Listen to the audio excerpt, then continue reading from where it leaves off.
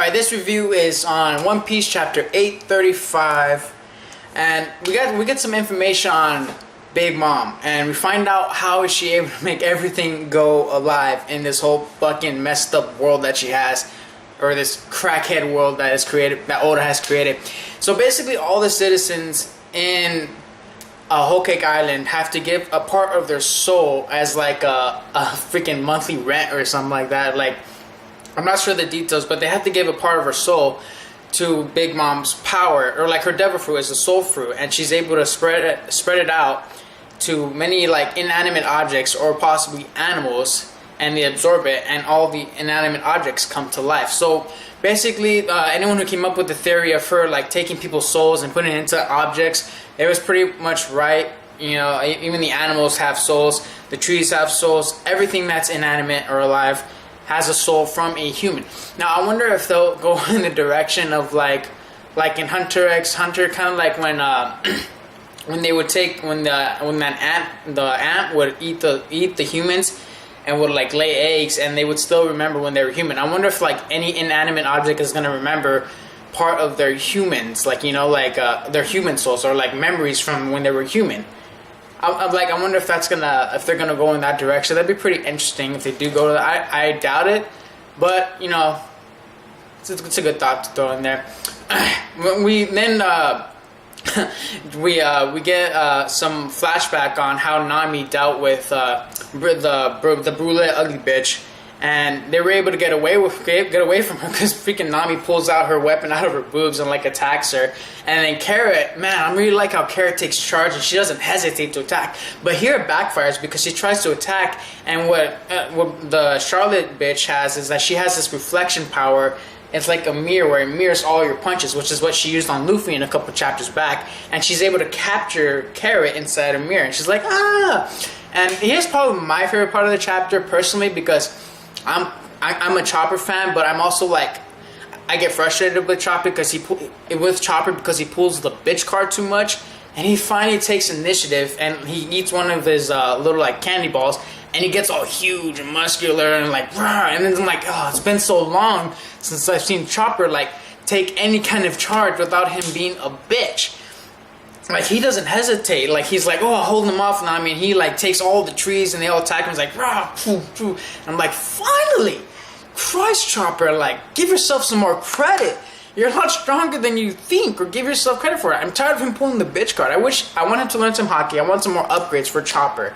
You know, I think Chopper could be a lot more than what he gives himself credit for, and I really love that part. That's probably my favorite part of Chopper, favorite part of the chapter, just because of that Chopper moment. And, you know, I'm biased, whatever. Fuck it. So then we get more of Luffy like capturing all these different like Namis and puddings, because they're all basically animals that I think the Brule girl like transformed them into. And I was like confused, like, wait, what's going on? Then he actually captures the real Nami, and she's like, what the hell? Like, release me. So and then we get she gets pissed off at Luffy, yada yada. It's like some good banter between those two. And then we run into the big giant head guy who's stuck under the ground, and he's like, oh, can you give me some apple juice? I'm like, man, this apple juice must be some kind of gold, man. I love apple juice. This guy's obsessed with apple juice, man. And so they decide to like, they offer to get him his apple juice if he answers all the questions.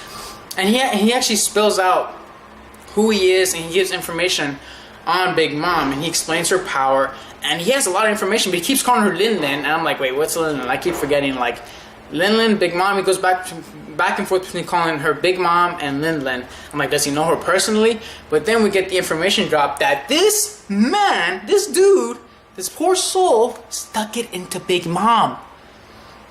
He was one of the first husbands. He gave her 2 daughters. Whoa, shit!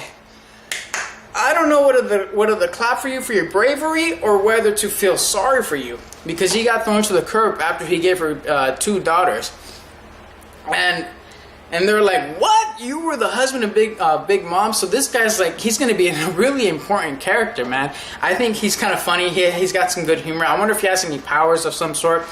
But then out of nowhere, some big dude like this giant guy pulls him out, and he's one of the sons of Charlotte. He's like, oh, you just gave information to our enemies.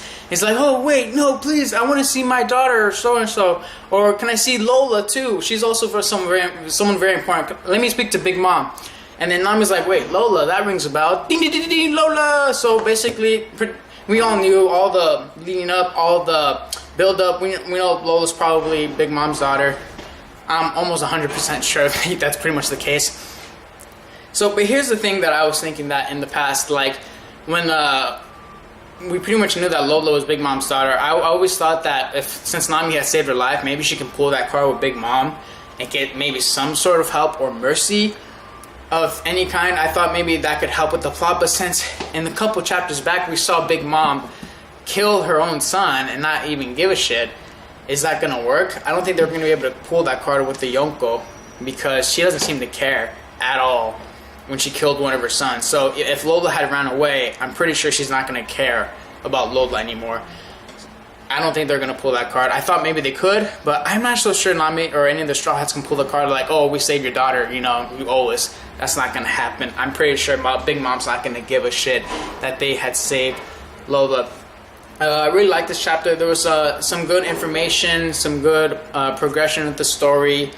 We actually meet one of the husbands of Big Mom, and sir, I salute you. I'll give this chapter 3 out of 5 stars. It was solid, really good. Nothing too major, but it was good. That's it, guys. Mantar out. Hope you liked the review.